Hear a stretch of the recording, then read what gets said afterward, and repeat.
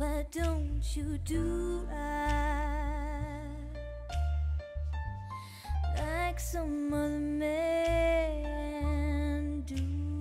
Hello everyone, welcome back to another exciting commentary podcast. I am Captain Logan. And I'm Brandon. I'm Adam. And today, Brandon and Adam and I are going to watch and talk about Who Framed Roger Rabbit, one of my favorite films of all time, and a movie that I have done a rewind on. I did, not a superhero rewind, obviously, but I did a Rewind United years ago on this, and I don't know why I never sat down and did a commentary on this. Actually, Brandon, you and I talked about it a long time ago, and we just never got around to it. We talked about it a few different times, and we're finally getting around to it. We're finally getting around to it now is because this week, as we're posting this, marks the 30th anniversary of this movie.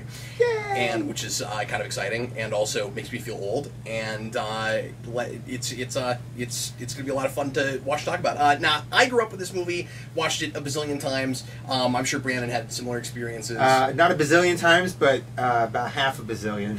Oh, okay, cool. And Adam, I don't know what your history is with this movie. I only saw it one time as a kid growing up. Wow, Yeah. really? Yes. I'm surprised at that, given how much of a film buff you are. Yeah, I only saw it one. And I mean, I saw it later as an adult and stuff, but yeah, only one time okay. as a kid. And I was freaked out when I saw it when I was a kid by the when he puts the shoe in the turpentine. That yeah. Oh man, that gets me That too. freaks out everybody. How are you? Is that the thing that kept you from going back to it? I think You so. just or didn't we wanna just watch that own part? it, and I never bothered to rent it from Blockbuster or anything. Think about this one-of-a-kind tune all of a sudden doesn't have its other half. Yeah, And it has it's to true. live. The tunes don't die. One shoe. Tunes don't die. You can't kill a tune, so it has to live for eternity without its other half. Yeah, that's pretty sad, Brandon. That's true. Of course, we'll talk about this, but depending on how the actual rules and physics of being a tune and tunes being created works, because of course it's kind of a conceit and we're not given that, Right. it is possible that maybe someone could just draw him another one, Yeah. but I don't know. Oh, that would be interesting to explore. Yeah, Yes. which maybe you would explore if you ever made a sequel, but then I don't know if I want to know all that. I think it works a lot Right. better If you as don't explain simply a You conceit just and have you to don't explain it. Yeah, you're just- accept you that live in a tunes world with exist. tunes. Yeah. That's the best. Yeah, absolutely. Yeah. But we'll talk about all that as we get into it. But yeah, when I initially brought this up, Adam, I figured you'd be like a wealth of knowledge because of all of your film knowledge. I thought it was really interesting that this is one you didn't know real well, but that's cool. It'll be fun to have different perspectives, and you'll think of all kinds of things to bring up connected to other stuff that you know, especially with film history and with the stuff that was going on in the '80s, and I don't know how well you know animation. I know some about the history and stuff. I'm not a huge expert on it. Yeah, I'm not either, but you know. Know a little bit. Well, let's go ahead and get into it, shall we? If you want to watch Roger Rabbit with us, get out your DVD, your Blu-ray. It was on Netflix at one time. I don't know if it's there anymore. I think it's probably gone at this point. On there, but yeah, I haven't. Oh, okay. All right. Cool. So, as of this recording, we're not sure. I should have looked that up before the There's show. only one version of this movie, correct? There is only one version of this movie. Yeah. I think there is, and I didn't go back and look at it. I think there is like a single deleted scene. This is a really tight movie that they didn't cut much. And if you think about the way you would have to storyboard this, Right. of course, like there's not a lot left on the cutting room floor. Right. Unlike that There's no scene complete where he scene. leaves It would- everything right. on the cutting room If floor. there whatever was left was not obviously they didn't. Yeah, Roger Rabbit's gone off Netflix, so you'll have to watch it on disc, or if somebody else happens to be streaming it and I don't know it. But get it past all the menus, get ready to get it to timestamp 0, and get ready to press play as soon as I say now. Is everybody ready? Yes. Yes. Cool, Brandon. Everybody into the pool. Here we go. Get ready to press play when I say now. Everybody, please press play right now.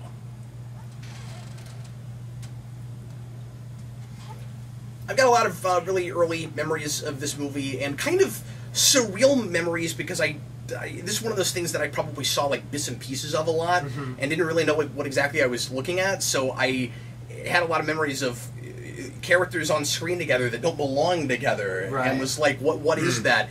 And of course, could only have come from this movie because never before and never again. I remember seeing the opening scene to this a bunch. Did they like show that before movies? I ever think they and did, stuff? or maybe it was in front of something on VHS tapes. VHS, Here's the maybe thing. that's what I haven't it gone was. back and looked. That's what I remember. Is that oh, you know what else? There was another Roger Rabbit short that was in front of something, Okay. and that might be what Maybe you're that's thinking what of. I'm thinking of. Yeah, and that's on the special edition. So is that a DVDs. movie tie-in? But I remember they break they break the fourth wall and everybody walks off and they close all the doors and everything at the end of it. I don't remember if it was. That happens in this because he's on set, right? And I then they that. call. But cut. I think they did that in this short that I'm remembering here too, or something. I don't know. I mean, I might be. That is what happens right after this short, right. yeah. But I don't know what it was playing in front of, and we should mention, Adam said Blind Spot earlier. This is a movie that I love and that I know a bit about, but it's not like my main forte or anything. It might have been in front of Honey, I Shrunk the Kids. Something like that. That might have been the movie it was front of. That was what, 89? That would have been the year after this. Yeah. I do dig the stylized interpretation of kind of an earlier cartoon at this point, and especially the use referencing of Acme. Well, it's referencing everything. Yes, everything. It starts out with maroon cartoons. I mean, that's obviously the Merrie Melodies background, and the whole thing right there. Interestingly enough, I didn't realize until a few years ago that when Bugs Bunny says "what a maroon," he's mispronouncing the word moron. Oh, I knew that. But my dad always says that as a joke because he thinks it's funny. It never occurred to me until way late. Yeah, so the animators with this movie were trying to make it a perfect blend as far as the animation goes, and the comedic sensibilities of Tex Avery and Disney and Warner Brothers. And it was kind of the visual styles of Disney and Warner's with more of the comedic sensibilities of Tex Avery. And I've always imagined that's partly because it's not going to be just a thing for kids, that it's a family film that kind of, pushes the envelopes and goes as far as it can. Obviously, there's a lot of sexual innuendo, and there's a lot of over-the-top cartoon violence, but scary violence and violence with consequences. And I kind of think that we went to that Tex Avery place because it's weirder and it's more disturbing, and the adults in the audience might appreciate it more. So when you look at the short that opens the film, this is, I think, the most Tex Avery thing in the movie. Like this is overall pretty much a Tex Avery cartoon with, again, maybe a little bit of that blend of Disney and Warner's, but this looks like a thing Tex Avery could have made. Right. Oh, absolutely. For those who don't remember, Tex Avery did. I was going to ask you. I mean, a lot of one-off cartoons, like. Right. I remember seeing. I've seen plenty of Tex Avery. Tex Avery, but I'm trying to remember exactly what specifically. This also has to, in addition to just the Tex Avery type stuff, it also has to. They take these parodies to extremes, like much how the Roadrunner cartoons was just more intense parody of Tom and Jerry. So the Warner, so the Roadrunner is kind of a. The reason that it's such over the top and such a reduced background, like they're in the Southwest. There's nothing but mesas and just flat land. Right. That was in stark contrast to the overly done backgrounds in like Looney Tunes and the mild chasing violence. Right. They wanted a chase cartoon, but that was so outrageous and it became really popular in its own right. But yeah, the main thing I remember is the wolf. Wild Coyote. No, with Tex Avery. The wolf. I remember yes. the wolf. Yes, okay, I did that. Yes. And there was a lot of innuendo with that character. Oh yes, of course, sure. And obviously the mask is looking a lot of the same things. So they did all of this by hand, right? Yes, everything. This is incredible. Every single frame, yeah. And they had. They just worked with shadow work and light work to make the characters look like they're actually there, and they're flat, but they're also three-dimensional enough to look like they're actually on screen with everything else. And they're actually inhabiting that world, and they do. You can tell they've done a much better job with this than, like, say, in Mary Poppins when. They go into the sidewalk, which was a feat for its time, certainly. Exactly. But even there, it's we throw back to that, of course, in this. There's a nice homage to that. But this just seems so much in the more nightclub, I think. immediate and real. Like, these things are actually inhabiting this world and stuff. I think the coolest idea with this whole movie was making it a period piece and making it about the golden age of the Hollywood animation exactly. and stuff. We get to see a film vault kind of in the background there. This is... I can't remember if this movie or Hook was my first introduction to Bob Hoskins. Yeah, Bob Hoskins was He was Smee. Yes, but not Luigi Mario. Yeah, I mean, I saw that way later. Well, I mean, Mario. Wait, but wasn't he Luigi? He was Mario. Oh no, he was Mario. Yeah, Mario. Luigi was John Leguizamo. John Leguizamo. Yeah. Luigi's the tall, skinny one. Yes, that's He's right. the one that looks like Mario. Okay. But yeah, I think a lot of the success of this and making the animation look so great with the human characters is because of the corners you're kind of able to cut, making it a noir. Right. So we set it in 47, and we make it a movie about movies, right. and we make it specifically of a particular genre of movies that we made then that we don't make now. Right. So this is essentially a neo-noir, because noirs are, of course, like movies of that type, of that style, right. from that time period. You can't make a modern noir. Right. A noir isn't a genre so much as it is detective movies made at that time period, right? Yeah. But this is as close to making a modern noir as you could really get away with, I think. Right. Because it is set in that period, right. and is really authentic. Like I don't think this movie gets enough credit beyond the animation for how good of a noir it is. Right. I think Eddie Valiant, Bob Hoskins' portrayal of Eddie Valiant is quite good. Also getting that style from that time period as well. Pretty well rounded. Of the gruff private detective character. There's Dumbo. Yeah, Dumbo right there. Yeah, the technical impressiveness of this movie is one thing, but if you don't have the story to back that up, it just looks pretty, and who cares? And it's sort of like I don't know, like Sphere or something, right? Where where you have movies that were pushing technical envelopes, but nobody saw them, right? And so behind the scenes, they might have been really important, but nobody remembered them. Right. This was huge because it was such a game changer. And people noticed it because it was such a good story. Right. Eddie Valiant has a brilliant character arc in this. In the rewind, I called it textbook. He's a guy.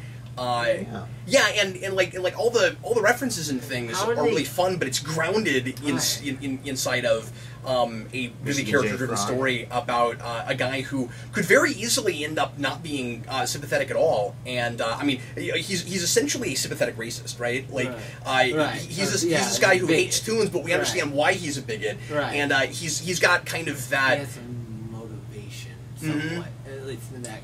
And this movie was. Oh no, entirely. I mean, you totally get why he feels that way and why he can't trust basically this entire species. I mean, this and I'll talk about this more as it goes along. But I've always seen this as a metaphor for the second-class citizenship and kind segregation, of pre-civil rights. Right. Yeah, and segregation certainly. Yeah. How did they get the rights to use all of these different characters and stuff?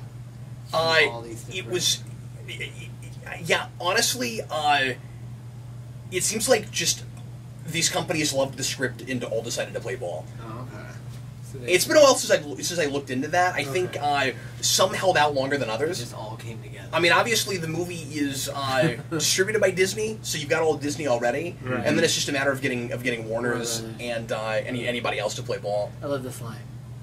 We got the best public transportation in the world. Yeah.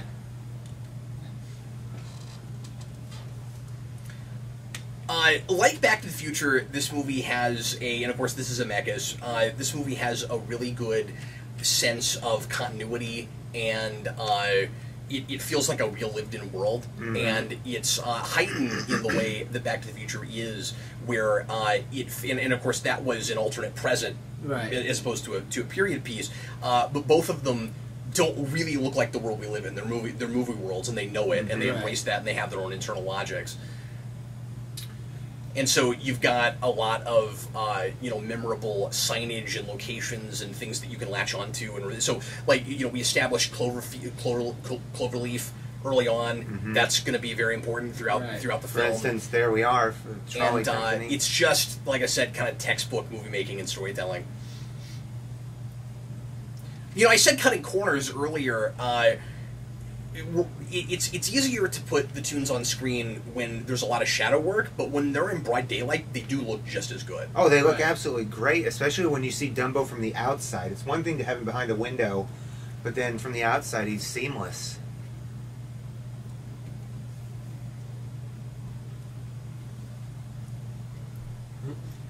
Okay, so this guy on the left has become the bane of my existence because of a stupid thing I said in my rewind.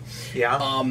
I suggested in the rewind that, like I said, the Toons represent a kind of second-class race that everybody looks down on, and that they're kind of like black people in America pre the Civil Rights Movement. And I said in the rewind years ago that I thought it was interesting that the movie chose to put no black people in the film. And there's the one black guy in the movie, and I have been made fun of over and over for that. There he is. There he is. And I forgot he was so prominently, like when I talked about it later, I used a still where he's kind of standing in the background. He's right up front and center. And that's hilarious. The point still stands. But it's not a world with no black people and Toons instead. It's a world with all people and Toons. And actually, the Toons, I mean, like we were talking about before the movie doesn't get into this, and it doesn't get into like the rules of exactly how the Toons work, except for the fact that they can't be killed because of Toon logic. I mean, there are rules, there is an internal logic, but we don't know anything about the origin of them exactly. Like, there has to be animation. We have to create them, I would assume, because we call it an animation studio, and they are made of the things that cartoons are made of on paper. Sure. And that's you kill them with the stuff that would erase them off a piece of paper, which I always thought was brilliant. I mean, I think that's a really cool idea. But if you take that to its furthest extent, the Toons are more like AIs or androids than they are anything, right? Because it's human beings who create them. Right. Sure, but they could just be they just could be kind of like in as much as a computer program is, I suppose. But I always considered them more like created children type. Right, but what I mean is they're but we do that with robots too, right? Like human beings come up with them with their own imagination. I didn't come up with my son through my imagination. No, but I had him naturally. I think they are biological organisms. Well, they might be, but that's not important. I mean, I don't. That's not important for what I'm talking about. I just mean that, like androids, we create them as opposed creative life as opposed to there being a natural species that exists. And Fair point. Part of the reason that we might think of them as second-class citizens, besides the fact that they're silly and we just use them for entertainment, because they're subordinate to us, is because we made them and so we own them. That makes sense.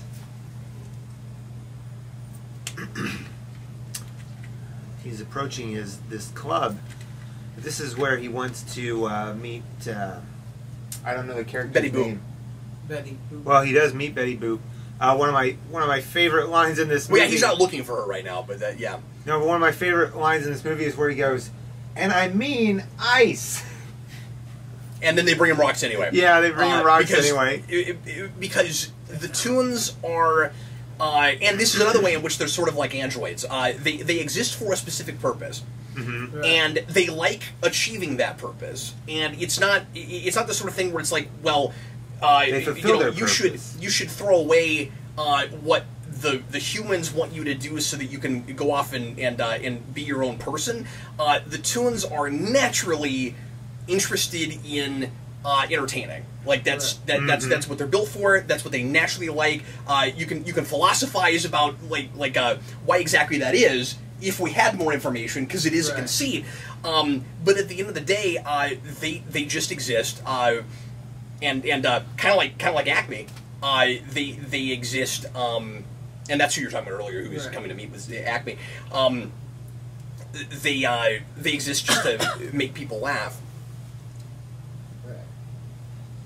And we get a face to the name of Acme.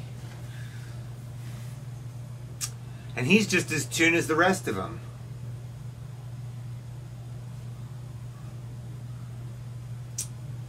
I've actually... Are those the penguins from Mary Poppins? Yes, that's what I was talking about earlier. Okay. The song they're playing in the background. Sorry, where I was... Because I cut off somewhere. Where I was going with that, with the On the Rocks thing, is... So, they're going to be literal no matter what he tells them to do, because they exist to get a laugh. Right. Exactly. And they're gonna fulfill which almost their gets meta, because he's not gonna be laughing, but we are. Right. And that sentiment is almost spelled out later on. This was a historic thing. When Roger Rabbit himself says, "I exist to make people laugh." Right. He's like, "That's how I can. It's the only way I can perform my shtick." I played that song at State Orchestra one of the years I went to State Orchestra. It's a good one.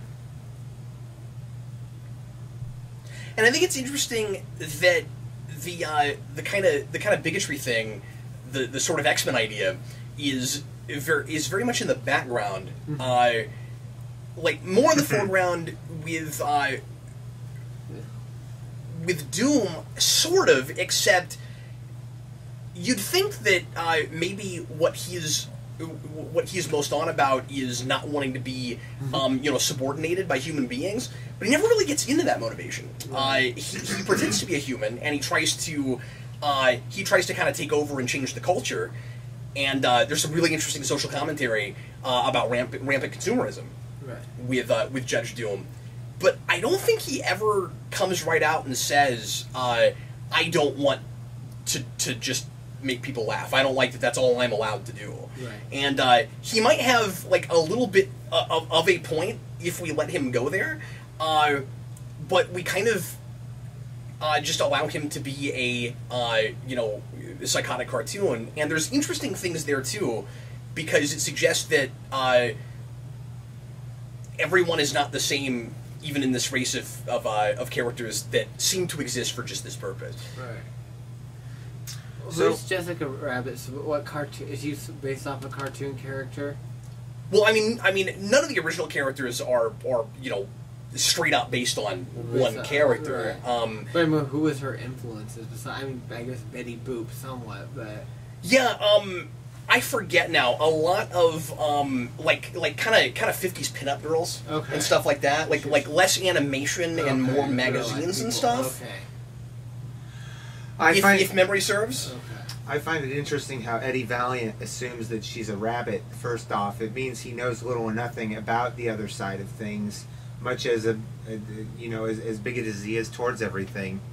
He's just assuming that a rabbit's with a rabbit. Right.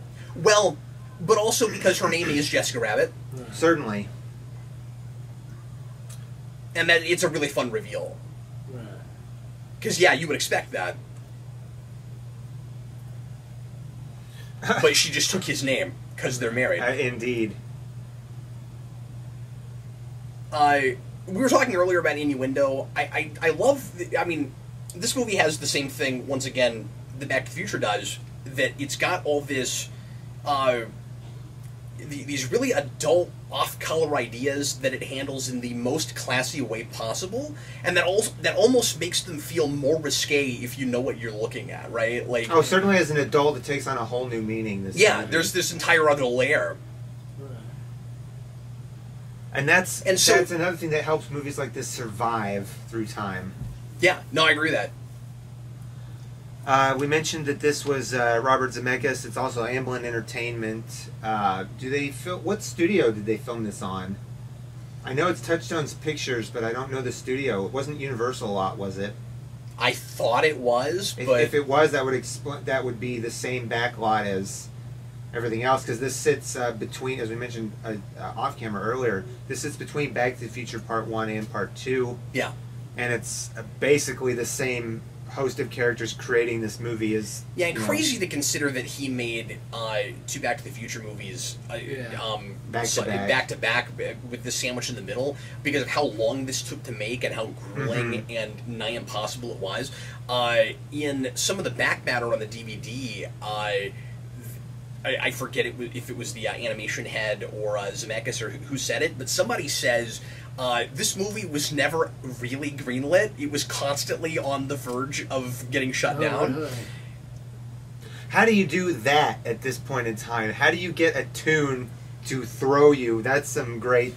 Well, and importantly, everything is rigged up in this. Oh, certainly. So, I mean, we talked over probably the most impressive of them in the entire movie, which is behind the bar, just all of the moving characters and glasses and stuff, bouncing around and stuff. That's all rigged up with wires. And when you look at the special features and you see that without the characters there, that stuff, there's no mechanical apparatus that you can see. It actually looks from a distance like it's all moving by itself, like an Invisible Man or something. And then they add the characters later. There are other things, like later when remember when Roger is breaking the plates on his head? That is actually a mechanical rig where they made a robot that just does this, that hits him in the head. You guys can't see me right now, but the different things that they made for those mechanical devices and things like. Yeah.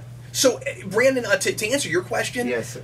I don't know on that one because I haven't actually seen the footage without the character for that particular scene. But my guess is it was just a big guy they animated over. Certainly, some things they animated over, and some things they couldn't.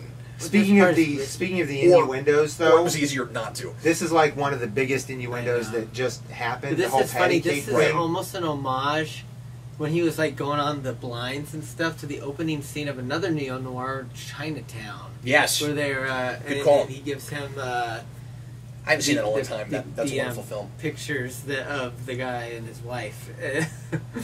Have you ever seen the sequel to that movie? Because the two Jakes. Yes, I've never seen that. I've seen it. It's okay. It's just okay. Patty cake. Yeah, this whole thing's hilarious. It's like a flip book too. I love it. Yeah.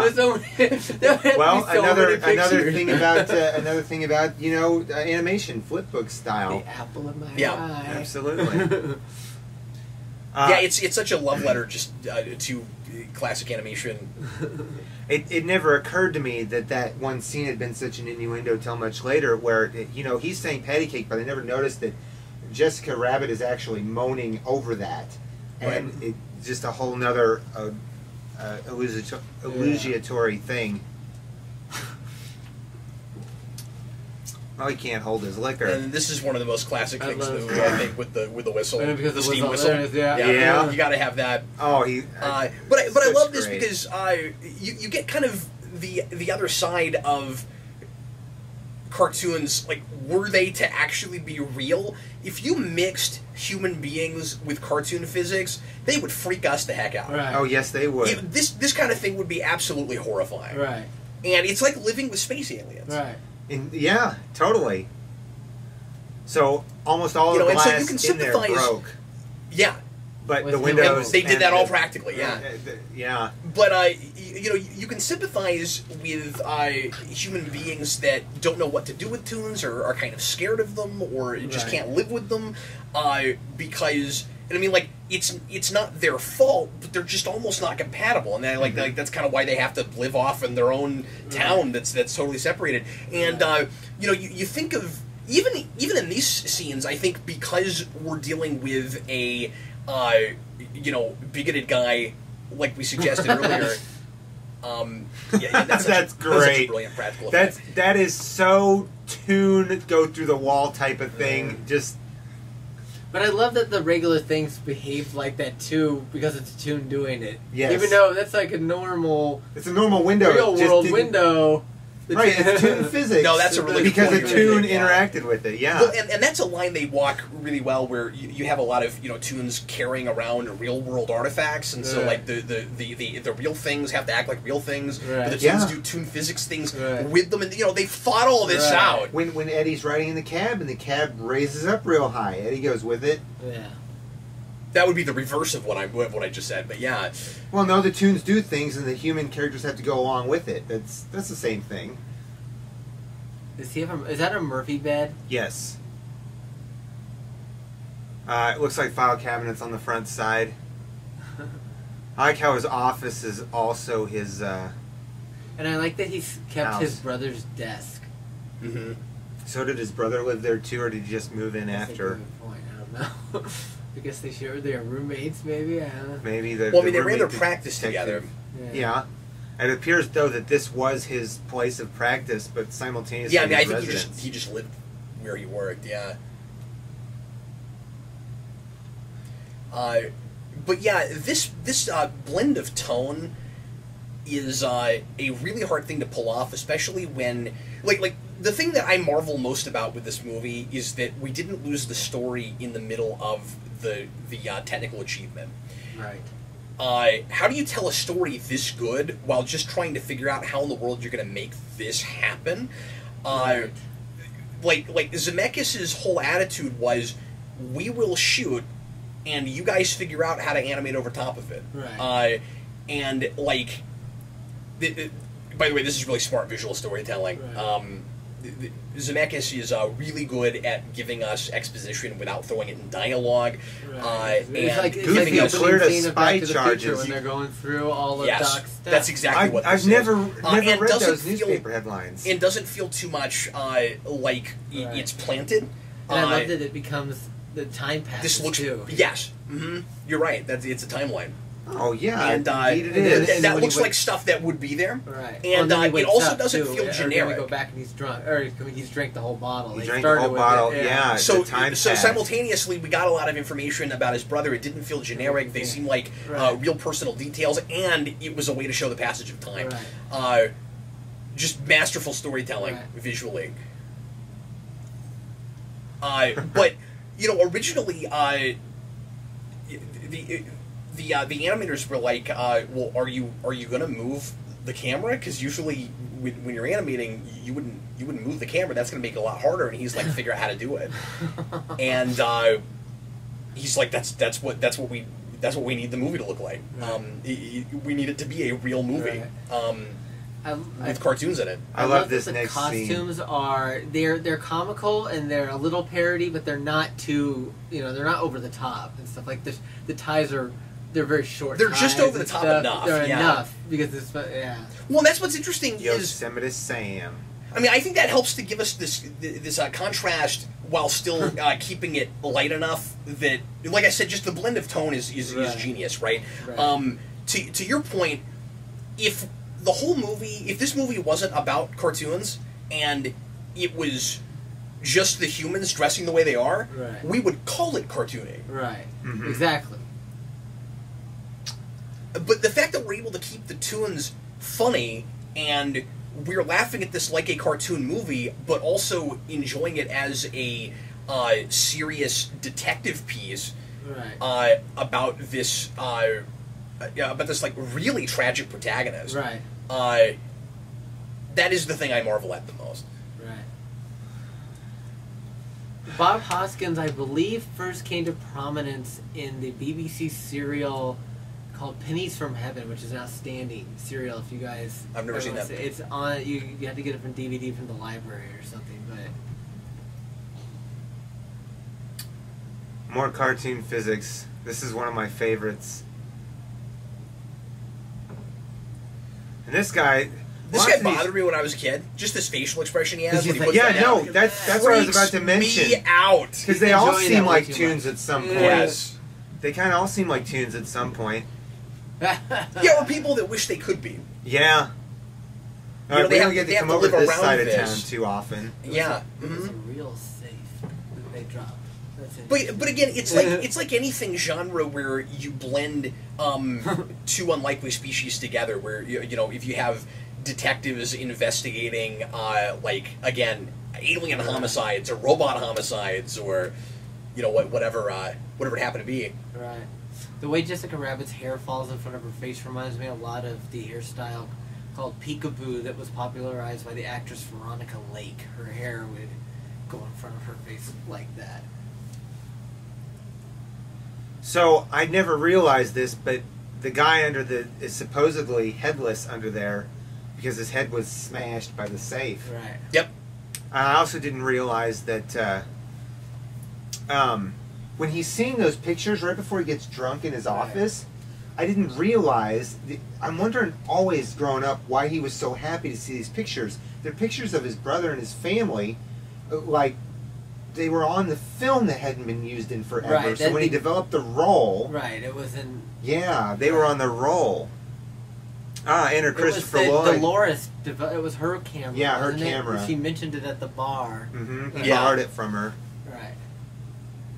No, that's really smart because it gives us a story reason that's there right now, Right, so he instead can of look forcing through that that. in somehow, and where he's able to actually be surprised by it. So that right now he's feeling more melancholy even than normal. Right. At the same time as suddenly he's being thrown back into having to deal with Toons again. Right. And in so many ways, this is a really standard detective story given fresh new life, right? Like, Right.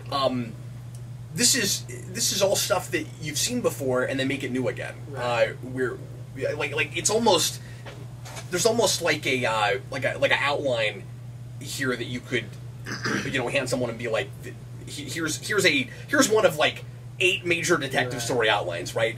Are these Tex Avery characters? Ask, yeah, certainly. Well,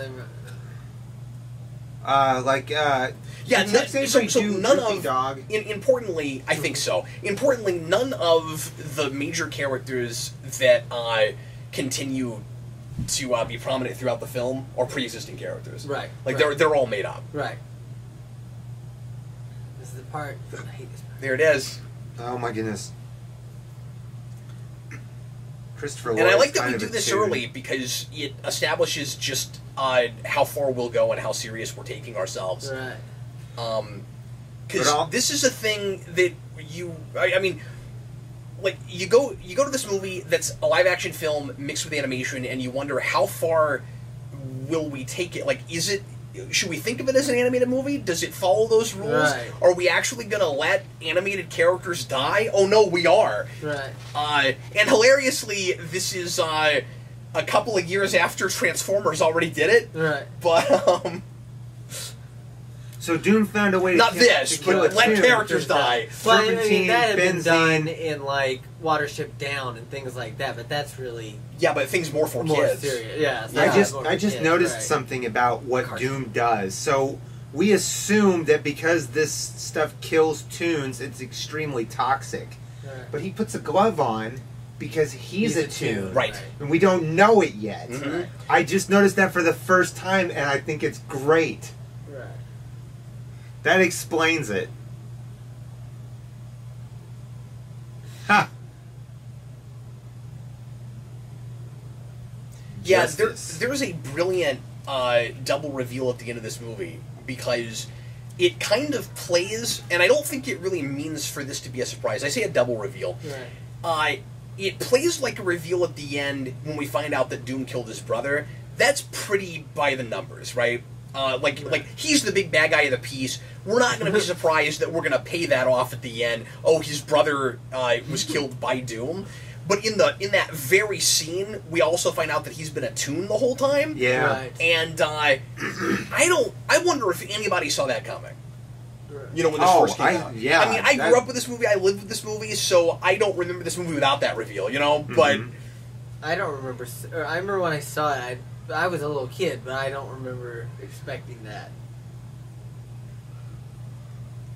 but it's one of those kind of Fight Club things where when you go back and look at it on a second viewing, you see all the signposts and you go, I'm an idiot for not calling that. Right. As totally out there and deranged as he is, how is he not a Toon? Exactly, Right. because as much as the other people kind of And you have all those clues like Brandon was talking about with the gloves and stuff. Right. As much as other people seem Toon-esque in this, he's just above and beyond everything. Right. I liked when he ran up because he thought she was giving the baby a cigarette. But if these cartoons are created by human beings, there might be an actual person to blame for Judge Doom. Right. Yeah. Oh, somebody because was certainly. responsible. I don't know how he got like that. You know, like did he change or was he drawn that way? Like Jessica says, Right. you know, I'm not bad. I'm just drawn that way. Right. Oh, then that So that it is another. And I mean, she indication. comes right out and says she was drawn. Yeah. You know, but once again, it's a conceit. I mean, I like that we don't even get into it. Right. It is just a thing we have to accept. He's got A1 steak sauce. That's cool. This thing magnified. Yeah, that was Yeah. a great. We get to see what he sees. Stuff like that Same thing. makes it feel a little bit less convenient, right? Yeah. But it's also a little bit cartoony too. Last will and testament. I mean, yeah, that's kind of easy, but It was just perfectly sticking out of that pocket. yep, that's right. Giant letters that say Yeah. last will. and Last one says, testament. hey, a lot of them do actually. I've never seen one, so I don't know. I've seen a few. See, there it That's is. cool. But again, we're also playing with the melodramatic Oh. nature of these kinds of films. So, you know, having the letters that big on that's the Right. kind of thing that this kind of movie would actually Right. do. Right. Exactly.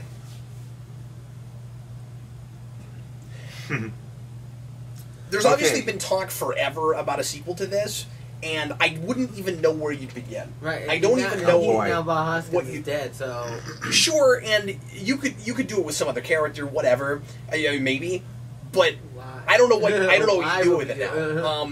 Yeah, this is a pretty complete story. The only thing I could think to do would be to do a story set in another era, Right. and have all these Toons having not aged, and they're in a Right. different generation, but. s- The noirish nature of this is so important. It would Right. have to be like another genre, and Right. I don't know what you do with that. I don't know what you do either, but it would be I kind of fascinating. never want to see it. I kind of hope it never happens. Well, I think it would be extremely difficult from an execution point of view. So difficult they probably couldn't pull it off.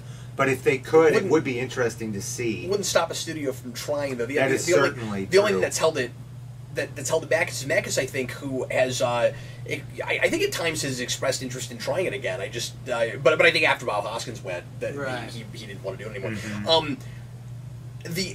The only way I would respect another attempt is if it was also all hand drawn again. Right. And the hell of it is, there's a lot of people who don't even do that anymore. It'd be hard Yeah. to get the artists. Yeah, you wouldn't even have a studio. I mean, you could, don't get me wrong, you could make it look this good in computers, but what was impressive about this was that it was done that way. Right. They did it right on the film and stuff. Mm-hmm. Well, I mean, it was a composite job, Or composite. But yeah. Oh, that's what. Okay. So they would take the frames and do initial sketches, kind of layered on top, Right. and then they would get approval for that. And then once they had approval, they would add all the shadow work and lighting and stuff. Okay.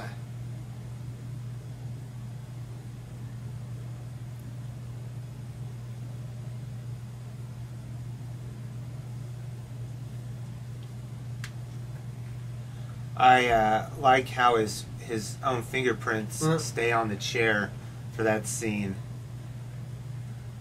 Yeah, just the attention to detail is astounding. Mm-hmm. Right. I like how difficult it is to imagine that Eddie Valiant ever liked Toons, Right.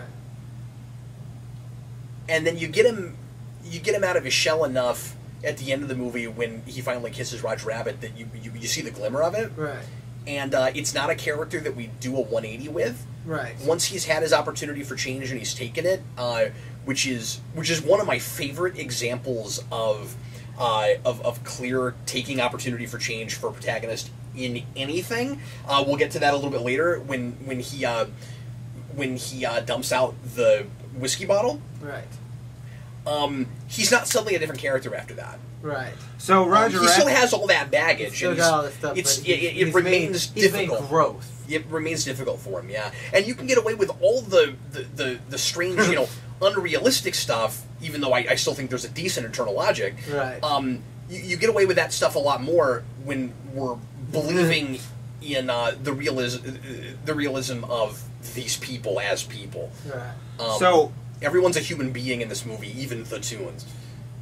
In their way. Now he's destroyed the desk, but also Roger Rabbit exhibits some sort of superhuman strength too as a Toon. He can throw Eddie Valiant around. He brought him to the window really fast, dragged him under the He's got Toon strength. Yeah, Toon strength. Right.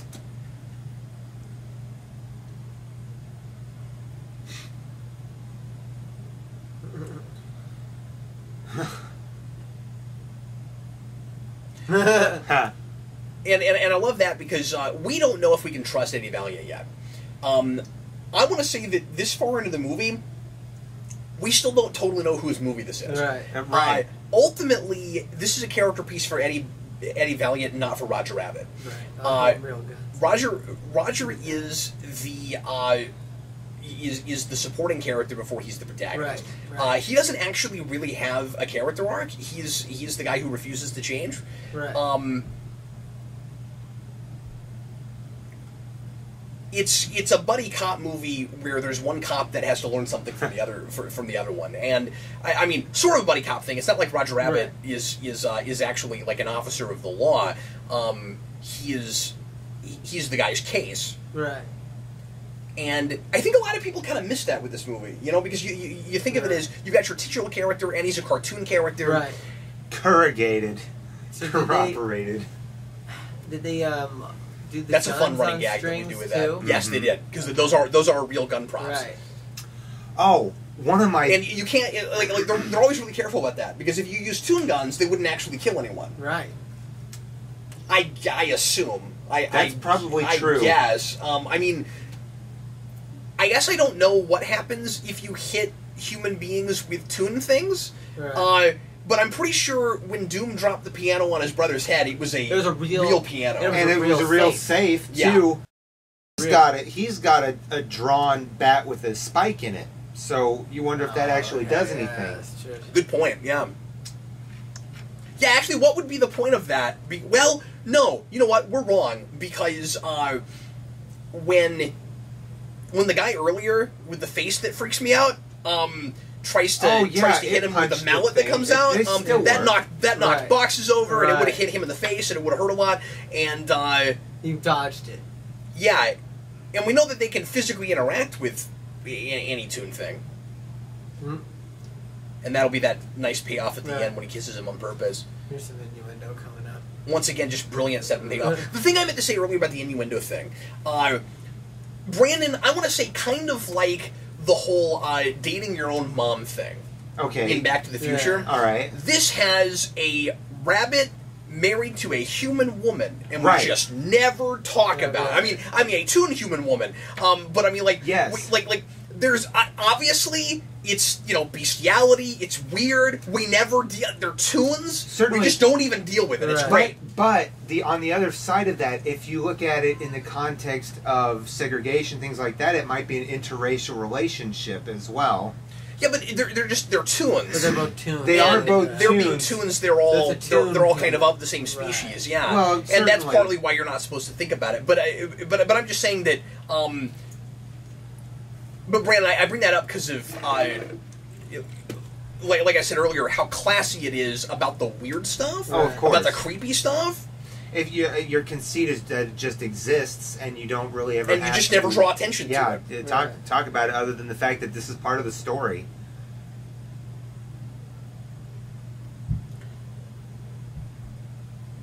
So Bob Hoskins, and I'm sure Dolores and some other actors in this film had to take a lot of mime classes. Right. And what they would do is they would put a puppet in the frame, and he would act with a puppet and figure out his line of sight and figure out his choreography and his precise moves for everything. He can't really improvise anything once he's got all of that down. It's almost like if you're acting with yourself, if you're like playing both parts of something, where you got that line of sight and the camera move is specifically timed and everything. So once you've got it down, you can't do it any other way than the way you've planned it. And then once they take out the puppet, then he's acting with nothing. So he practices it with the puppet, and then he does everything completely with nothing there. Huh. I like the way he's sawing directly towards his wrist. Yeah. He does it every time he takes the saw to it, and I'm just like, yeah, you cut right through that. I always like this joke. That's probate. The probate thing. Not prostate, probate.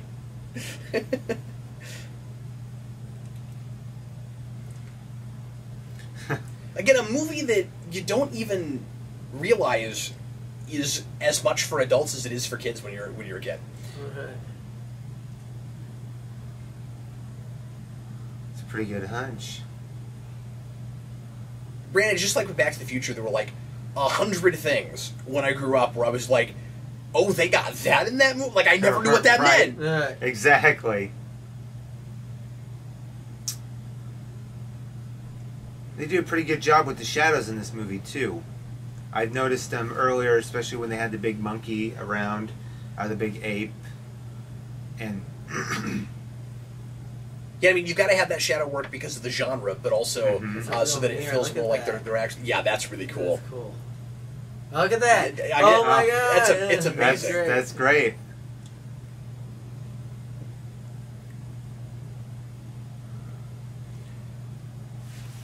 Now I'm wondering who voices Jessica Rabbit. I know this movie. God, it was the lady that played Zora in Blade Runner, I believe. Oh, really? Yeah. Really? Knowing this movie as well as I do, I think it's hard sometimes not to just watch this for characters and stuff and forget that it is a pretty good mystery first time out. Right. You don't trust anybody. You don't even necessarily trust Roger. Right. And it's complex enough that it's not totally predictable and callable, but it's simple enough that it's not horribly convoluted. Right. Looks like 2 different people played Jessica Rabbit. One for just the voice and one for the singing. Kathleen Turner. Oh yeah, those different singing voices. Right. Kathleen Turner to Jessica Rabbit. Oh, Kathleen Turner's in Romancing the Stone. A lot of the Then who was? I love My Offer Stands Firm. That's really funny. Joanna Cassidy. That's who Zora in Blade Runner is, but she played her. She played her. That's her. Dolores. I didn't recognize her because she has a wig on. Or it might be her real hair, but it's just different.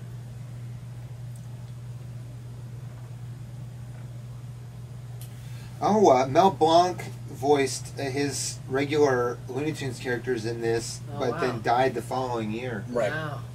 That was cool that they were able to get that. I want to know, where do they keep all these period cars in Hollywood? They stay in the prop shop. Well, these are like full-size working period cars.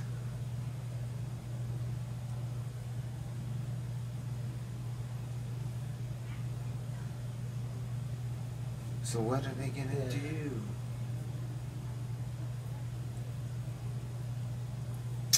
Well, you got to find that will. Yeah, Brandon, that's the plot, man. That's what we're doing. Yes. So we're still, I mean, it's as much a story about both of them, isn't it? Don't they both have their own arcs in this movie?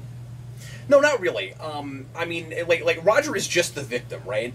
Certainly. He is. I mean, like the person who has something to learn is Valiant, and if if there was no Eddie Valiant and it was just Roger, I mean, like, I guess it's sort of that Superman or Captain America thing of, like, the world pushing back and trying to change him, maybe, sort of. But there's not really with Roger a story there. It's I guess he's there to drive it's all about Eddie. Yeah, absolutely. Yeah, you're right about that.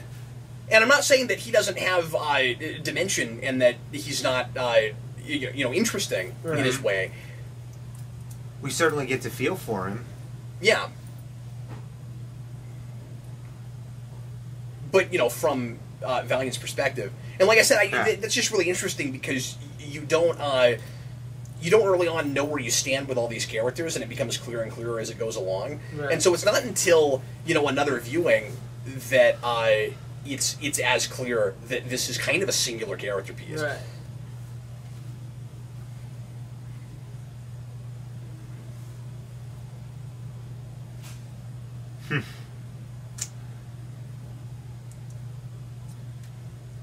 So is this like a fallout shelter? I forget what was going on there. Yeah, I think that's the idea. Why she had a back room there. It was about it was from Prohibition. It was the Prohibition where they make the bathtub gin and stuff. And they had the light to warn them that the police were coming or whatever so they could... And this is the infamous shave and haircut scene. Yes, it is. Another great scene. I love how his eyes pop out of the this viewport. And again, once you know that Doom is a Toon, and you go back and watch this again, I mean, like, he doesn't move like a regular person would move, and it always feels like at any point his skin is gonna fall off. Right? I mean, he's like Edgar from Men in Black. Like he does not. He's wearing that suit. Yeah. We get a lot of traction out of that Edgar suit. He's got Judge Doom's suit. He does, but isn't that kind of how Christopher Lloyd looks on a regular day, though? He's perfect for the part. Sugar water. Special dip. I'll put my hands. I'm like that guy. I can't deal with nails on a chalkboard. It bothered me so much. I don't do well with that.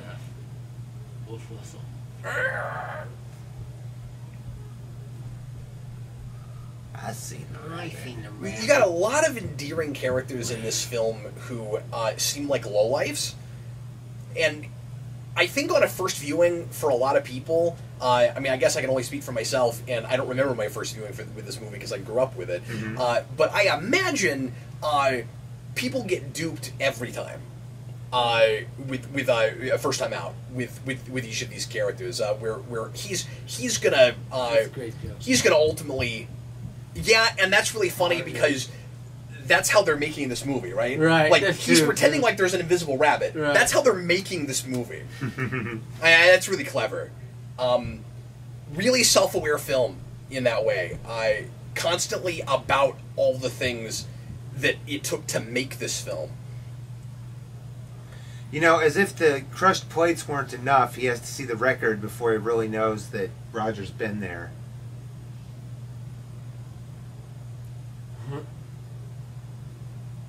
Oh, that's the name of the Merrie Melodies tune, if I'm not mistaken. Yeah, it is. Another first thing I'd noticed first. I mean, that's what he was singing earlier. I didn't realize they actually revealed the name of it.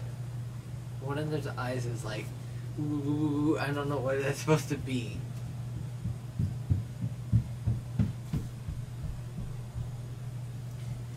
Huh.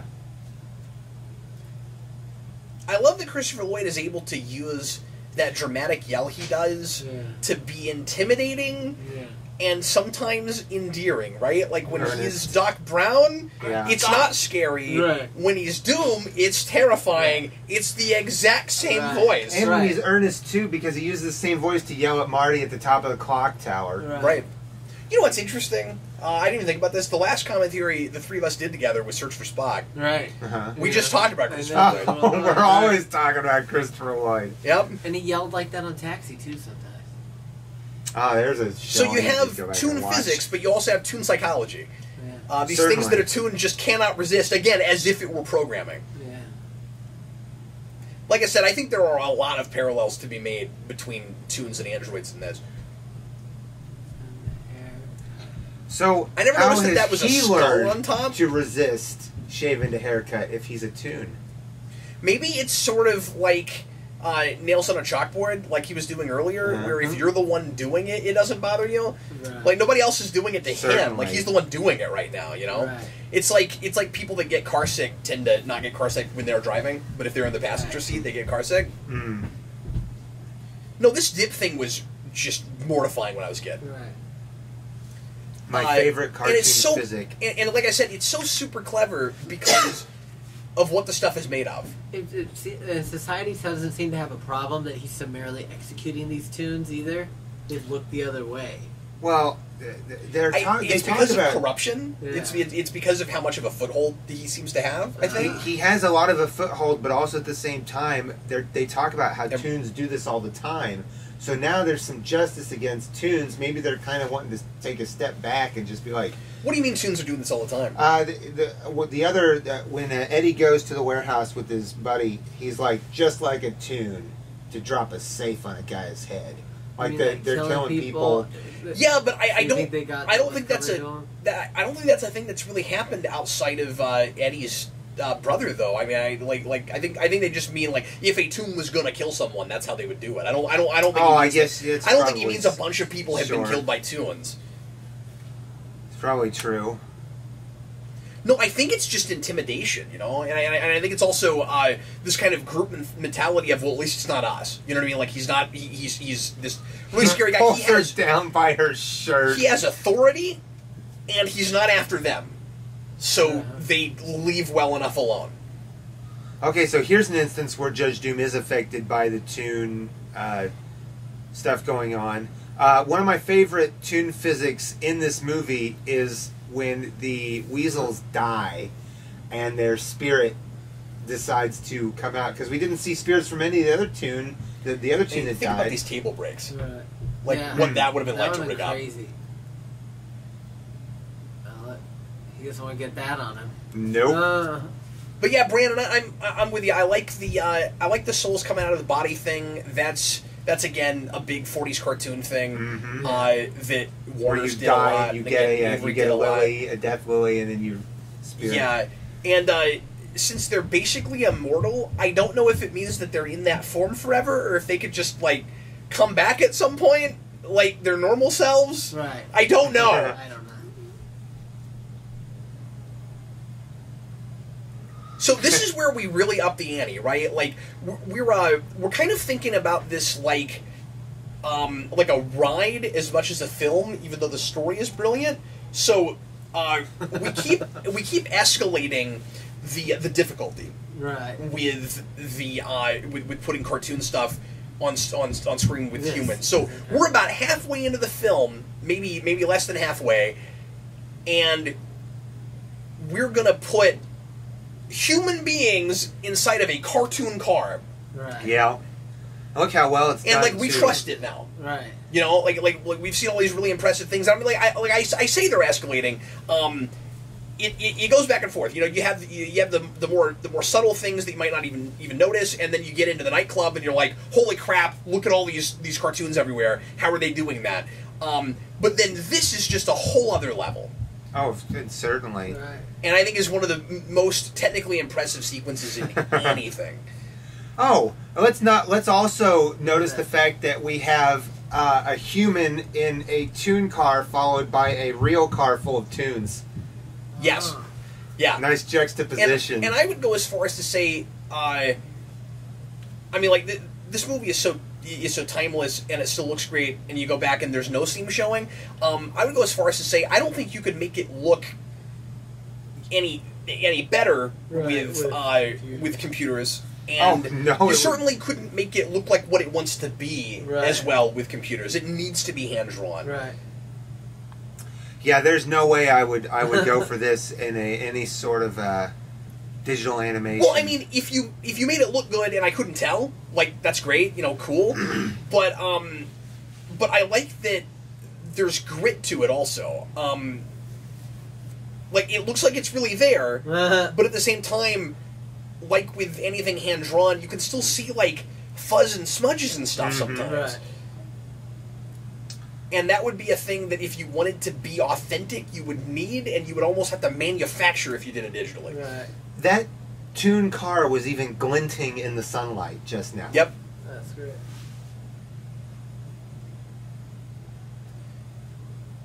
And so in this world, it's amusing because this is actually Goofy literally doing this. Indeed. Like, they filmed this in this That's in how this it world. works in this world. Yep. And you know what's amusing too? The idea must be that we're using cameras that aren't quite as good and can't capture their three-dimensionalness. Right. Certainly. Like when they're actually making the cartoons. Or they've lit them so everything looks really flat or something. Yeah. Yeah. Because they don't actually look that flat. Right. And of course, we saw Roger's cartoon at the beginning. It looked better, but if you think about it, but when they immediately might cut be- to the breaking the wall, the fourth wall there, and the it looks director yells real cut, it versus... looks real. yeah, no, that's It true. look- But he still looks more 3D in that animation Right. than Goofy did. Right, But that's maybe the true. Goofy short is like 10 years before this, But like here's or 5 years Right. before. Here's this. kind of what I'm seeing, though, is that, yes, the cameras Well, no, I are guess it filming... would probably be brand new if they're watching it in the movie theater. Right. It was brand new at the time, but here's what I'm getting from it, is that the cameras that are recording Goofy are supposed to be cameras of the period recording Goofy the Toon at the time, so it doesn't look as good as we see Roger here, because No, I Roger know, that's what here we're is- talking what about. we're talking Right. about. But Brandon, my point is, what about the short that we saw Short at the beginning was that looks so much better than what Goofy quality just than looked like? Goofy.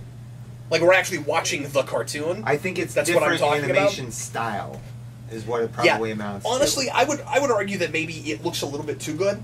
Yeah. Like it's great, but if you go back and look at cartoons that were trying to homage period cartoon There's too serials, much depth in it. in the late '80s, that's what they all looked Right. like. Like modern Warner Brothers cartoons, Right. that's what Looney Tunes, that's what they Right. looked like. But I'd argue that you didn't find some of that earlier back in this time frame. No, not that looked quite that good. There were techniques they were using in that were not invented yet. I will say Goofy is an... But real quick, but you know what I think they did on purpose? Mm-hmm. I think they made it look that good so you wouldn't be sure if you were in the movie yet. Right. Because it is a short. They're Right. trying to make you think that this live action movie opens with a short about the same character, Right. and surprise you when Take you there's a out, transition to get you into live action. Right. That's why they do that. Right. So we just saw Goofy again, right? There was an earlier mention of Goofy that I'd never seen before, watching it this big on this screen, when Right. they're scrolling across Eddie Valiant's, his brother's death. Roger Rabbit resonates with me the most in this particular scene when he's bored watching the news. Sorry, Brandon. And he, it scrolls past the paper that says Goofy was cleared of murder charges. Yeah. Yeah, so That's this great. is, Goofy may have been the one that Eddie thinks killed his brother. Wow, I didn't think about Or that. at least originally. Because he's like, they never caught him, and I don't think he still like has it out for Goofy. I don't Right. either. And I'm he's glad you watching caught a that. I'd Goofy forgotten cartoon. all about that. Yeah, That's great. And Roger makes a mention of how he likes Goofy, and then Eddie gets really upset, supposedly because he was involved in that whole thing.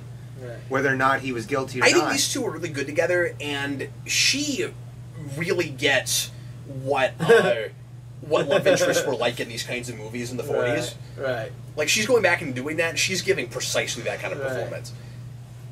She's got a real Lois Lane kind of thing going on. Right.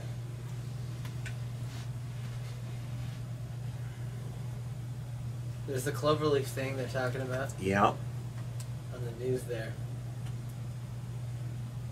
It's hard to imagine living in this period and getting your news this way.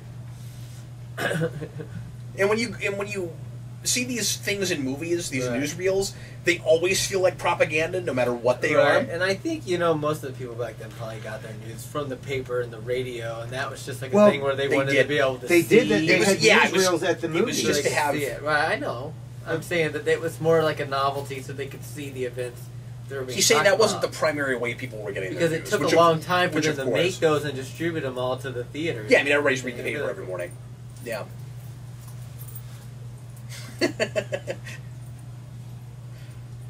That was another nice I like way to Roger's get some chattering exposition. teeth. It's always Yeah. funny.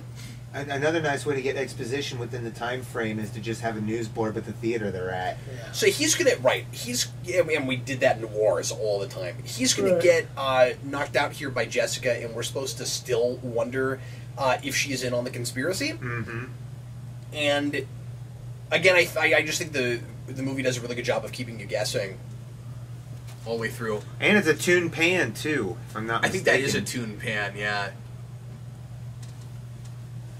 And what's funny about cartoon physics is it always kind of depends on the motivations of your Toon character and what the script wants to happen next.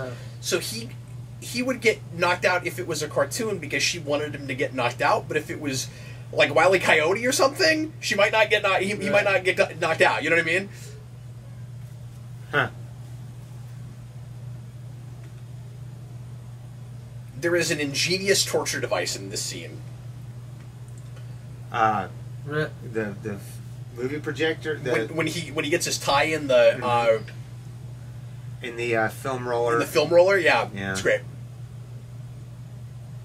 Cool. Yeah, cartoon pan. Fits in a cartoon purse. Cartoon physics. Nice. Never noticed that before either. See, yeah, we haven't talked about Alan Silvestri's score. That sting right there is absolutely. so super Back to the Future. Yeah. Absolutely. Now it makes sense. And what's cool is, once again, he's got a balancing act to do also. He's got to do all the toony stuff, but he's got to do the 40s detective movie stuff. And yet, it's also undeniably a Silvestri score. Right. And it's crazy how much it sounds like Back to the Future, but perfectly scores this material. Right. It's not like you could take the Back to the Future score and put it behind this, and it would work. Right. No. It's just that his string sections always sound like him.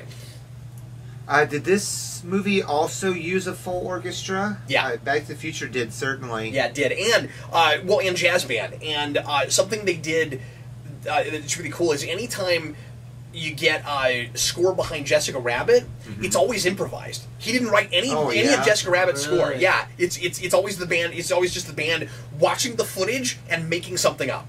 Something like some sexy saxophone solo. Saxophone solo. Yeah, exactly. Usually muted stuff. So we're supposed to think this is Jessica Rabbit right now, and I like that they don't make this linger. So we're thinking this is Jessica Rabbit. And then very quickly, he's going to go outside, and she's going to rescue him. Indeed. Look, he's the man with the golden gun. And see, this is wonderfully dramatic, but if you're... Because, I'm sucked into what's going on, but if I think about it for any amount of time, the way he died is so funny! Yeah. Yeah, just shoved into that thing, he couldn't get out of the way. It's really absurd! Right. Or he does die there, right? Yeah, he died. Yeah, he got square in the center of the bag. Yeah, and then, but just the look there, and I guess it's supposed to be kind of an ironic death, right? I think sort of edited. Rabbit is driving the same car that Short Round drives in the beginning of Indiana Jones and the Temple of Doom. It is, if not, it's really similar. Very similar. This is, of course, the tunnel. In Back to the Future as well. Yeah, they tunnel a lot of stuff. This is a very famous tunnel, yeah. Some good manure scenes and some good Flying DeLorean scenes at this tunnel. Yeah, and the stuff that Silvestri's doing with the percussion here is what you get in all of the night shots in Back to the Future. Yeah, especially the timpani. Oh yeah. So this is the moment. This is this wonderful opportunity for change moment where he's going to have to go into Toontown.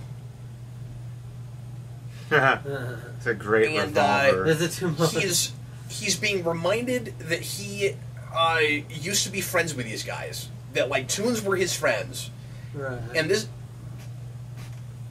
Brandon, you hear that voice? That's got to be that cowboy guy in Back to the Future 3. It sounds just. Oh my goodness! Pat Buttram.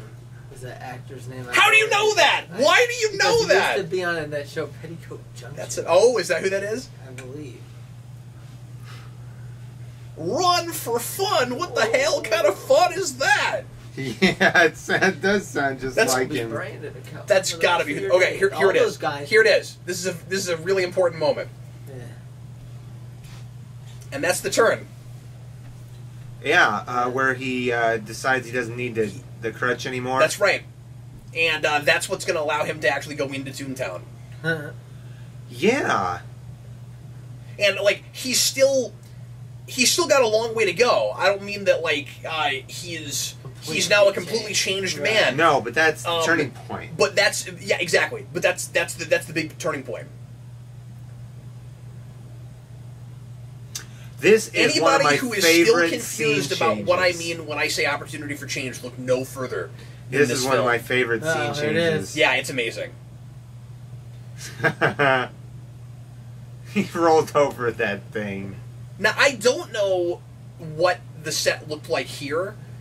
Like, I'm assuming he's just on green screen, but I don't actually know what exactly he's doing. Oh, that's interesting. Look how it's fuzzy through the window. Yeah. And Yeah, it's cool. oh, Look at that's the glass. oh wow. That's awesome. Yeah, I mean, the attention to detail is insane. And, like, the glow of Hi, Andy. all the cartoon stuff on the front. I mean, look at the lighting there. It's nuts. Naturally. Like, that means they had a sense of what they were going to animate there, and they put a glow on the windshield, and then they had to match the glow. Look at what else we've done It's here. insane. Yeah, it's horrifying. This world is for terrifying. all Yeah. of the movie, we've had Toons in the real world. This Now we doesn't have look- this the doesn't look humans great. in You the can see him Toon through world. it. Yeah, there was that's- a bit of a Marty McFly hand dissolve bit. there. That's problematic. I forgot about that. I bet that looks even worse on Blu-ray. They Right. might have cleared it up digitally. When you get that when in they did the HD, Blu-ray, yeah, I maybe don't know. so. Oh, they're speaking of. Yeah. Well, because that's That's a Tex Avery cartoon, yeah, right? that's just a matter of chroming, right? So maybe if you Yeah. chromed it, you chromed that any farther, you would have Right. lost pieces of the background. I don't know. I don't know, yeah. It's weird though because he's wearing brown. Like, why didn't it chroma right? Yeah, I don't know. Or at least that's what it looks like. I mean, I'm assuming that was just Because on, it was all on done blue or optically, green. and it was a lot harder to do. Well, that's true. I'm yeah. not having okay. quite as much of a Absolutely. problem with it as you guys are, though. I still think it looks pretty good. No, you must just not notice what we were saying. that's terrifying. There's just there's one Oh my frame God. Oh, okay. where you can see the car partially through him. Like they didn't chrome him out right. Oh, Yeah. I missed that. You're right. Yeah, this also freaked me out when I was a kid. That's got a very Uh-oh. Picard walks off the turbo lift into space vibe to Yeah. it. So There he is. Tweety's horrifying. Everything's horrifying, right? Like Oh yeah, this illustrates your point earlier that if we lived in like real worlds with the Toon physics, Right. yeah, it's fun how the two This is physics like a is place working where with him regular too. humans never should go. yeah, Yeah, you just Never go. you don't belong there. Don't go there. There's Mickey. Yeah, And Bugs. and like Mickey we and keep Bugs in the Mickey same as script. benevolent as humanly possible Yeah. with the ornery stuff that Bugs is doing here. This is crazy that this is two of them together Yeah. in one shot. It was such a big deal. You'll never see it again unless Disney buys everything and Right. gets Warner Brothers someday. And if I'm not mistaken, those are period Mickey and Bugs for the time frame. Yeah, I mean, kind of just standard Mickey and Bugs. Well, they've changed a lot over the years, though. Oh my god. The fake Jessica Rabbit. You got a bit of that again there with that Lena. scene through him. I've been to and see, I like this too. Valiant is, you know, using his ingenuity. He's dealt with Toons a lot. Right. He understands the physics and the psychology and all of that. Like they use his background to their fullest advantage. Mm-hmm. It's not an arbitrary choice, and like we get a lot of wonderful, dramatic, personal mileage out of it. Even his shadow. Yep. And so we still think that she might be. That's this great. this looks That was amazing. incredible. Yeah. What they just did there, that camera shot. Oh, now we can tell who it is. Yeah, I actually forgot that this part happens in Toontown. Like he runs out of that building, and I thought we see her right away, and I was like, "Oh no, that's right. We have to go to Toontown first."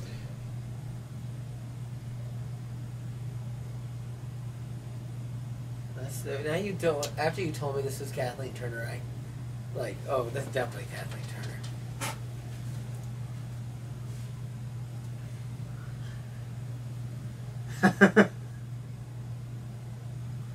I like the bullet to turn the corner. Dumb.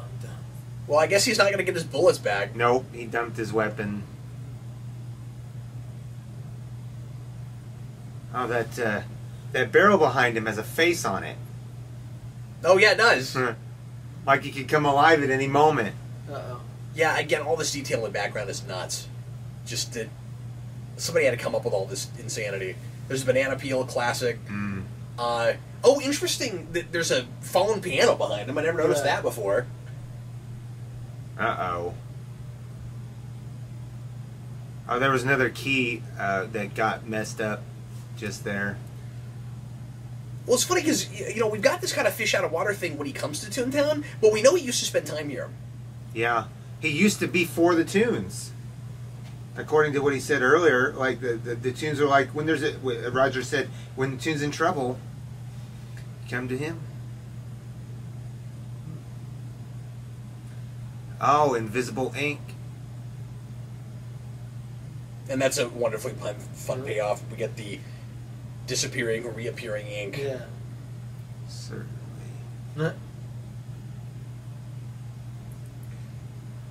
They're gonna crush it like tinfoil, Brandon. There's something almost, and I know I go to Star Trek a lot because I'm here with my Tornado guys, but there's something almost like Vulcan about that line. It's like like she married him because he makes him laugh. It's like Sarek and Amanda. Like it seemed logical at the time. Right. Look how real she looks in that scene. Like she looks like she's really sitting on that grass. It's crazy.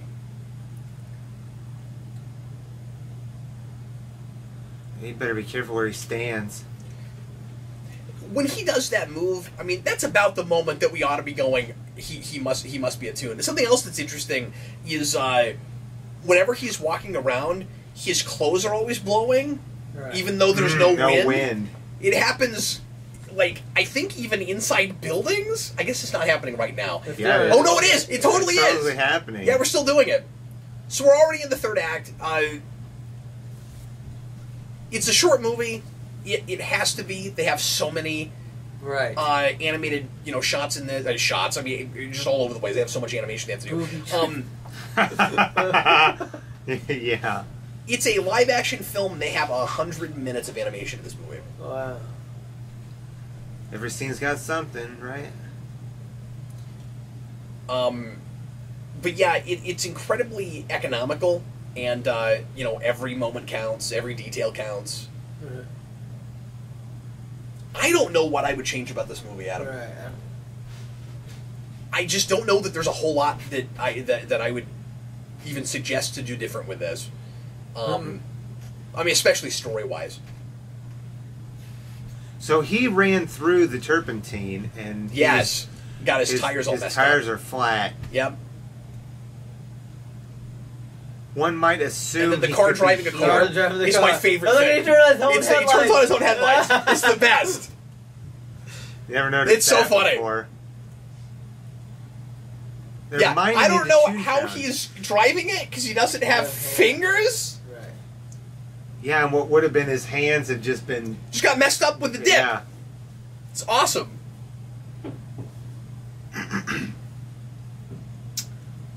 I'm rarely this giddy about things that don't make sense in movies. Well, I guess he's... Oh, you know what? No, it totally works. He's not driving with his tires. He's driving with the ends around his tires. Oh, the fenders. The fenders. Yeah, he uses fenders. No, that's awesome. He just made another reveal. The car just made another reveal saying, watch where you point that thing. This ain't the cartoons. That gun could hurt him. Yeah. But the only way to kill a Toon is apparently through this turpentine. Yep. So he could still get maimed, I guess. Yeah, but he'd probably come back from it.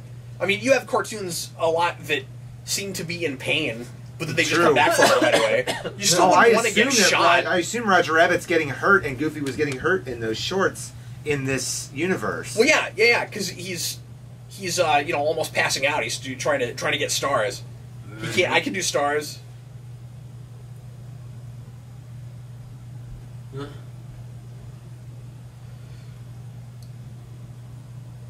I love the arbitrary nature, by the way, of the decisions made in the cartoon shorts. where it's like, why aren't birds good enough? Why are stars funnier? I don't understand. But that's what it says. Like, imagine the frustration that would come from trying to make a cartoon look like what cartoons look like, but using actual crazy cartoon people. Right. It's really funny. I love this freeway thing. Like I said, the social commentary here is wonderful. Because this is also very much about... Sorry, Brandon. This is also very much about this this kind of moment in time and looking back at the past through rose-tinted glasses. And obviously we're saying that everything wasn't perfect and there's lots of problems, and bigotry is a big one, and I think that is that is an intended metaphor. Absolutely. But we're also saying that at one time we were a little bit more about entrepreneurism in this country, and big business hadn't completely gotten its foothold on everything. Well, it's funny that what he's saying about the freeway he's is seeing exactly that's what they said back in the day when they built the freeways in the interstate. That's exactly what they said was going to happen. They didn't think in their minds anything about all the problems that would bring. That's right. But he's building it on purpose. Right. He's building it because of the horrible things he will do that will benefit him. Right, and I love that. And it's also wonderful because of how anti-Toon that is. Right. Yeah, why is the Toon so anti-Toon? That's what they did to neighborhoods and stuff. Yeah. In Kansas City, they drove, or they built the freeways right through. Well, that's what I'm saying. That the freeway was partially put where it was to segregate more. And it segregates more too. Well, and so clearly that's an intended metaphor. Right. No, Brandon, you're right. With Doom, that is maybe like the one criticism I could lob at this, is that I don't completely understand how Doom got the way he did. Yeah, his but motivation. Then maybe he was maybe he was drawn that way. I don't.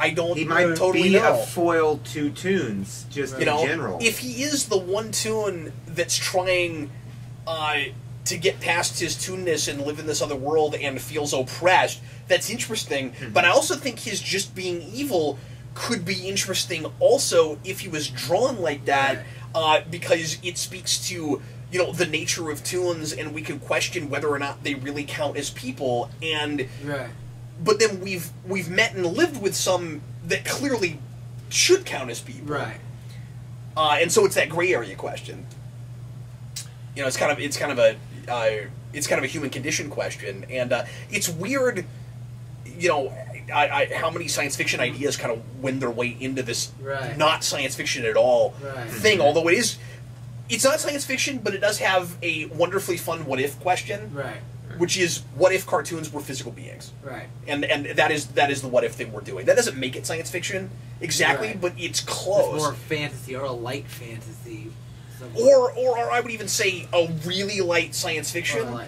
In that, like, it is sort of a conceit, but like, it's not a thing that's actually possible, so it's hard for me to say it's science fiction. Okay. That's the only thing, That was an extremely cartoony leg thing that he just did, but I was going to ask, do you think the first time he slips on those, was it on purpose, or they just did the scene, he slipped and he continued the scene?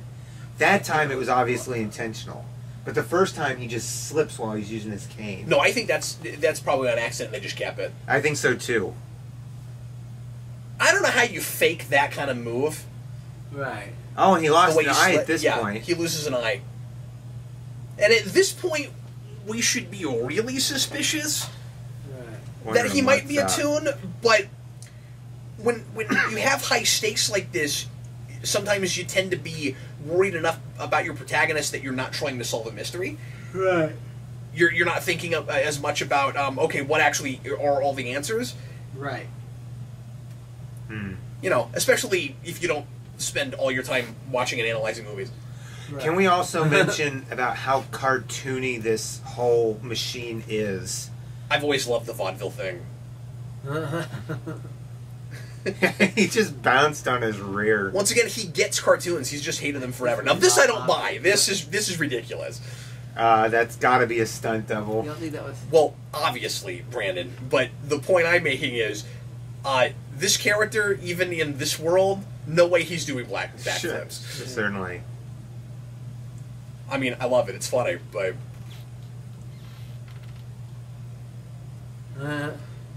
Ha. But yeah, this stuff is wonderful because as gruff and cold as he's been this whole movie, I think Hoskins does a great job of playing like this slight air of personality and sense of humor, where like you can tell that there is a sense of humor behind this guy, but he does not let it come out. And certainly it's been repressed for so long. Right, and when it finally starts to at the end, I find myself yearning to see what he was like back then. Right. I don't mean that I need flashbacks or that I would want a movie of it, but the movie wants you to be thinking like, at one time this guy was really fun. Right. Mm-hmm.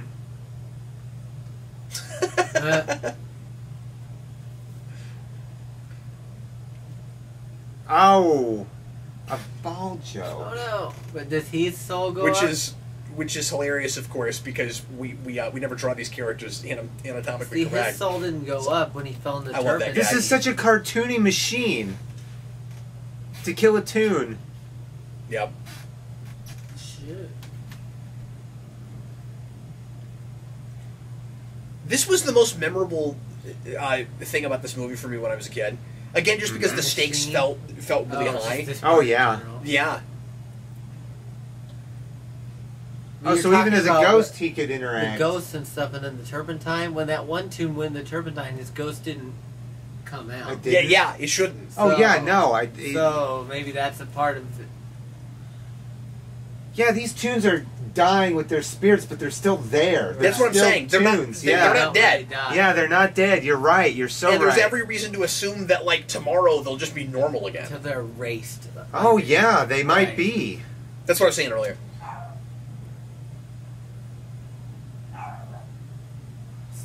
Oh, he comes back with a sword. Yeah, and I love to sing the sword. Oh, this is great. And I've always wanted one of these. It's like Bing Crosby. Well, it's Frank Sinatra.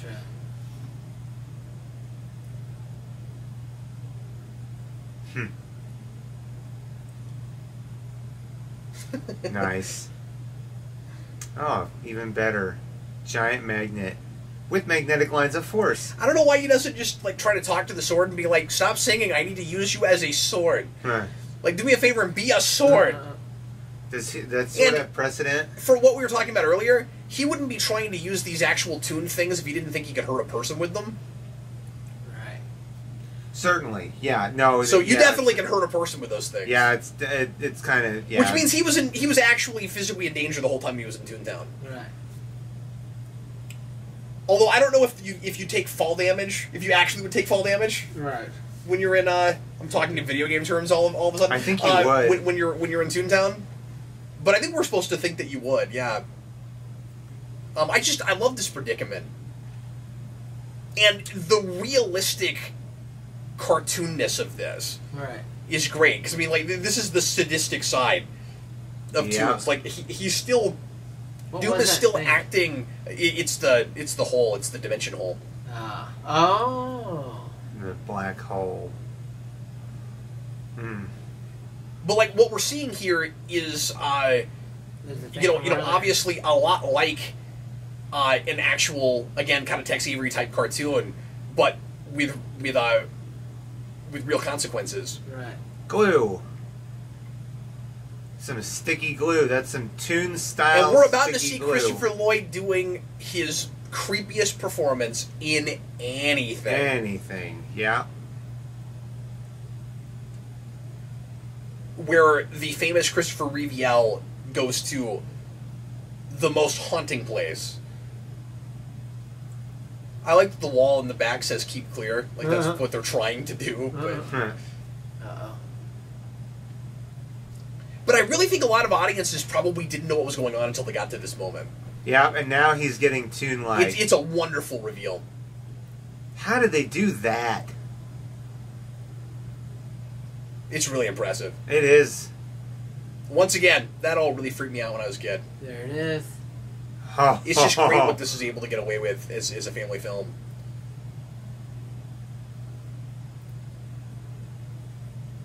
How scary would that be in real life? Yeah, exactly.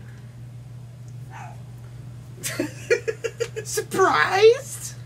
Sounds like Griff Tannen. I love that. Only a Toon would come up with that lane brain freeway idea, Adam.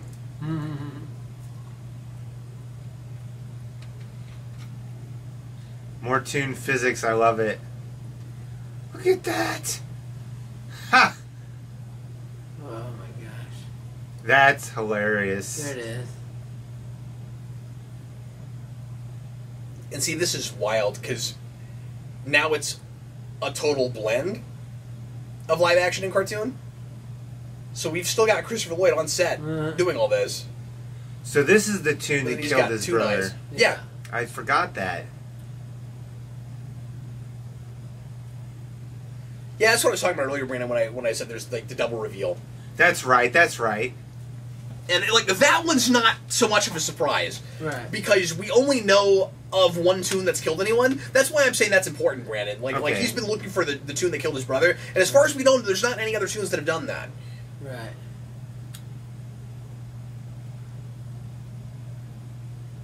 And see, his suit is still waving in the wind. Right. I've never seen anyone cosplay as Judge Doom. Someone should totally do that. Get that suit. Be horrifying. Okay, so his cartoon saw is cutting through real life steel. Yeah. And then we're going to pay off that hammer thing from earlier, yep. And you notice a lot of Act 1 to Act 3 payoffs. Yeah. Oh, and his and the movie eyes is are short spirals. enough that and tight enough that you remember all this. Like none of these things are things where you go back. I wouldn't think a second time and go, oh yeah, that's right, it's set up earlier. And a lot of it's because it's just really memorable stuff. And once again, poetic justice. Gotta have that.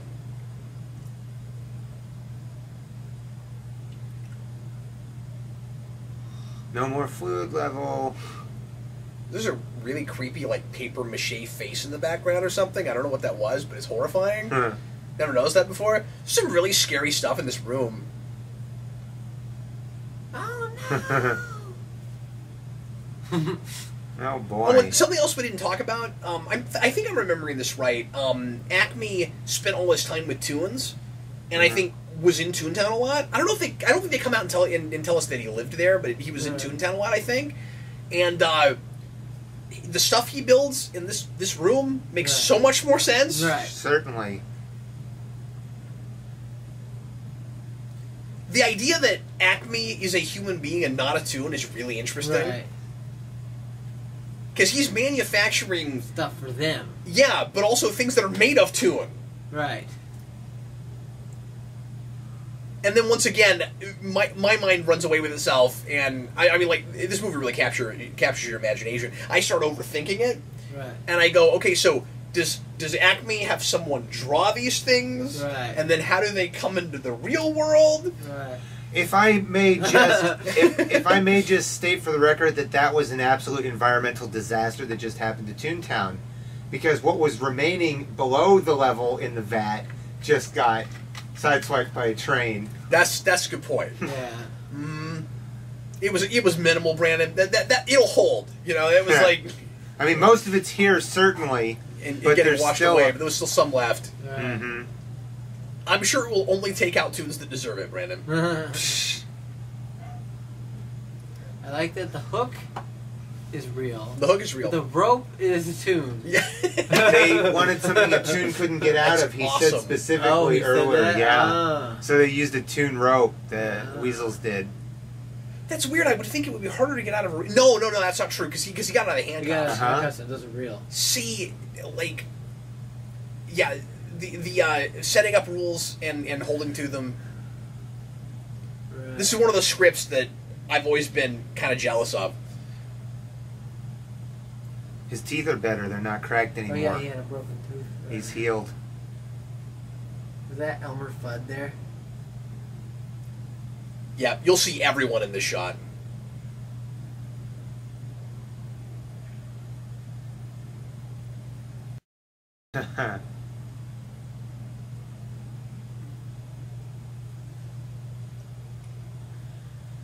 Closure. Now, I guess I'm not totally sure why he didn't try to kill There they all are. Yep. There's everybody. Yeah. Why in these intervening years didn't Doom try to kill our protagonist? Yeah. Eddie. He's been hiding out somewhere, perfecting his plan, apparently. Yeah. I think it's more because Eddie had to be the main character for this movie. Mm-hmm. I would just think you'd think of that as kind of a loose thread, like, right? Like, it's you know, they were detectives together. Right. You'd think you'd want them both dead. Both dead, right.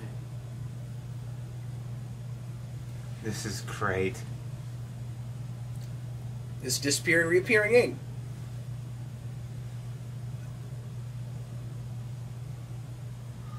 Yeah, I talk about this kind of thing all the time. This is one of those movies where you see something new every time you see it, no matter how many times you've watched it.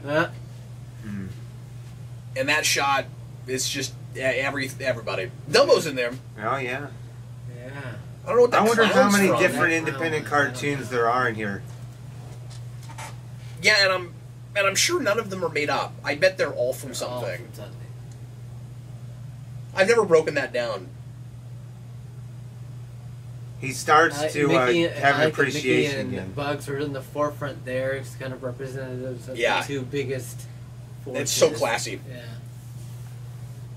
Well, and as big of a deal as that was, when we finally put those two characters together in the fall scene, I think it's so cool that they so nonchalantly put Daffy and Donald together with the dueling pianos, like 10 minutes in. Right. That's a pretty fun scene. They treat it, I mean, like, it's an amazing scene, and it's got a lot of weight, and they spend time on it, but it plays in the film like just a normal, regular thing. Right. Oh, certainly, like they're always seen together. Yeah. Like, they get a lot of mileage out of it, while at the same time not really shoving it in your face. Right. I wanted to ask you how you felt about the fact that Betty Boop, being from the period she's from, she's black and white, where some of these others are color, you know? Yeah, I wish we'd done more of that. I forgot that's how that that went out at the very end. Once again, just so classy that you end it with Warner's and Disney, and this was a Disney-made thing. Right. So kind of cool of them to do the Warner's thing with just kind of the sprinkling of Disney, as opposed to the other way around. I mean, I don't know how you do it the other way around, but as I've never read Who Censored Roger Rabbit. It's a very different thing from what I've read about it, but I've never actually read that book. I should do that at some point. I've been told it's really dry.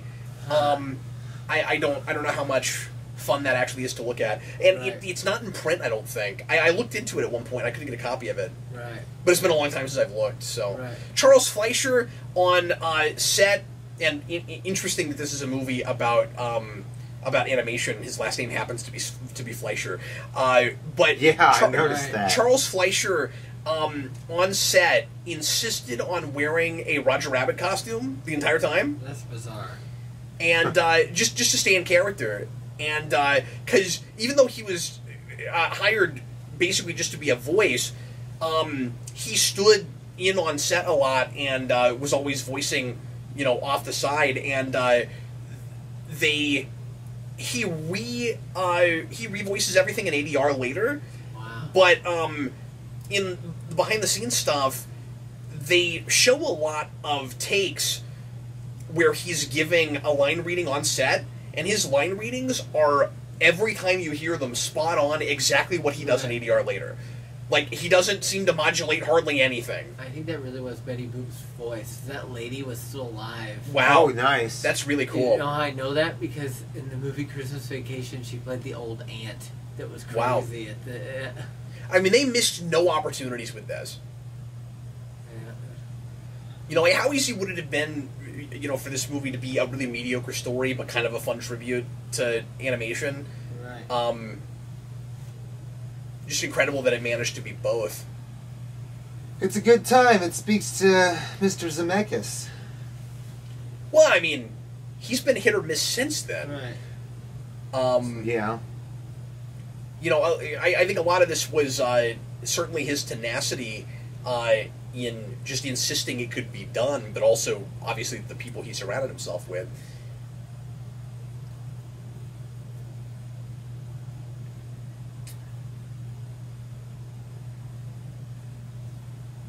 like this jazzy music going on. Yeah. Boy, it must have been an undertaking to do this, for sure. How long did it take him, like, post-production? Post-production and all that stuff? It was a full year post-production. Oh, wow. Oh, wow. I don't know how long the shooting days were. Right.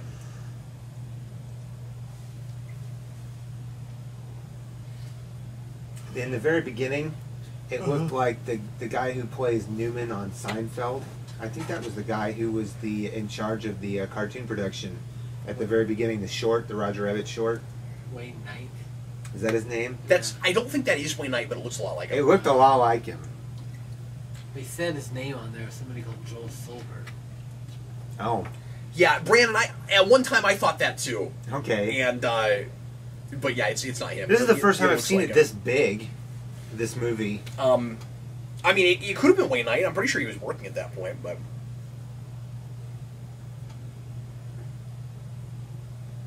I mean, it's not. I'm just saying, like, the timeline lines up. Like, when you originally thought that, it could have been him, but it's not. I mean, Jurassic Park's only 6 years after this. Yeah, and he was doing Seinfeld. Yep. Yeah. That's him. And Third Rock. That's him right there. Yeah, okay. Hmm. Yeah.